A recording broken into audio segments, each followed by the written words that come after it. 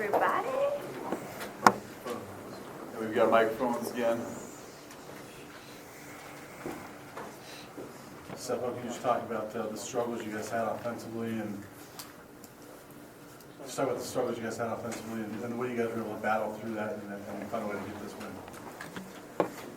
Definitely struggle on offense. It definitely starts with me, and I will be the first one to say that. I will be the first one to take the blame because the quarterback touches the ball every play, and for the majority of plays has a big deciding factor on how the outcome of each play will be. And so as an offense, we need to be better. We need to go back and look at film and see what we can do better as a whole. But overall, just happy to get the win, and I think it's a good testament that good teams really find a way to win, even when you're not playing at your best. Yeah, Sefo, this is one of those games that just, for whatever reason, seemed like you guys couldn't get out of your own way. Your defense, though, just continued to answer the bell time and time again. What can you say about, that unit having kind of saved the day today? Yeah, definitely. They played very well against Stanford. They played very well again against UCLA tonight. And it's just a testament of their hard work over the summer. I've went against those guys for a long time now, and I've seen them grow. And they're very good now, especially our secondary. I know they give up a couple deep passes, but as a whole unit, they're doing really well at just carrying the team right now. And it's great for the team. But I think if the offense can get firing on all cylinders, we can make it a lot easier on ourselves. Sefo, you got knocked out of the game. What injury did you have? Did you have to kind of lobby your way to get back in the game, or was it just a minor injury? Sprained hangnail on my finger. No, I'm just kidding. It's just a little stinger. It's nothing serious, and I just wanted to make sure that I could be able to play and be able to go out there and do the same things, even though I wasn't really playing that well at that time.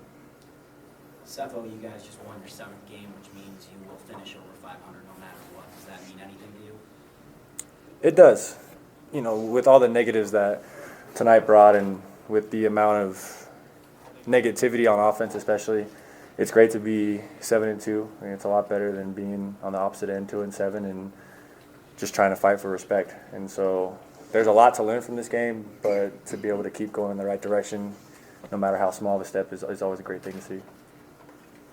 Sefo, just wondering, it's one thing to struggle on offense, but just wondering as a leader on the team, what you kind of thought of the sloppiness, the turnovers, and maybe some of the 15-yard penalties after the whistle, what you might say to the guys about some of that stuff.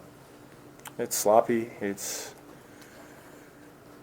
you want to be a Pac-12 championship team, you can't be doing that stuff. And I had a couple times too where I kind of got heated because people were doing extracurricular things underneath the pile, and that's unacceptable as well. And I'll be the first to admit it. And so, as a group, as a team, we can't let other people get underneath our skin because ultimately we'll just end up hurting ourselves and hurting our chances.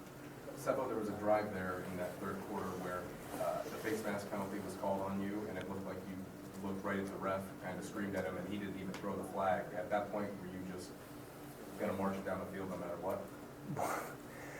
I shouldn't have turned around mid-play. I don't know what I was doing. But, I think it was just a spark because a lot of them have been jawing, a lot of them have been doing extracurriculars, and we were too, but it's just trying to give our defense a chance to rest and trying to give ourselves some breathing room because we know how well we can play, and we just haven't produced as an offense in the last 2 games, and that's really frustrating, especially given the way we were performing in the beginning of the season. So we'll go back and look at the film and see what we have to do because we definitely have to be better if we want to continue going upwards.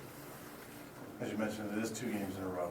Why do you think that this is happening to you guys? Do you think teams are catching up to you guys? They're figuring you guys out? Do you guys need to adjust somehow? I think it comes down to execution. Tonight was just sloppy, just pure sloppy. There's nothing that UCLA did that was mind-blowing to us. Against Stanford, we really moved the ball up and down the field, just a matter of punching the ball in, kind of like last year at UCLA. And so it's a different thing every week, and a big thing that we say is do your 111, and I don't think that we're doing that on a consistent basis, and that's why we're really struggling. And like I keep saying, it starts with me. I'll take all the blame, all the fire. It's not the coach's fault. It's not the O-line's fault. It's my fault. How much of the offensive funk do you think is due to the bye week? 0. I just think that as a unit, we need to come out there and be able to execute. It doesn't matter what front they put up. It doesn't matter what coverage they run. We just have to execute and be able to adjust on the fly. And we're really I guess, struggling in the last 2 games to be able to do that, and it's really frustrating. But we'll go back on film and look and see what we can do to be better against, I think it's Arizona next week.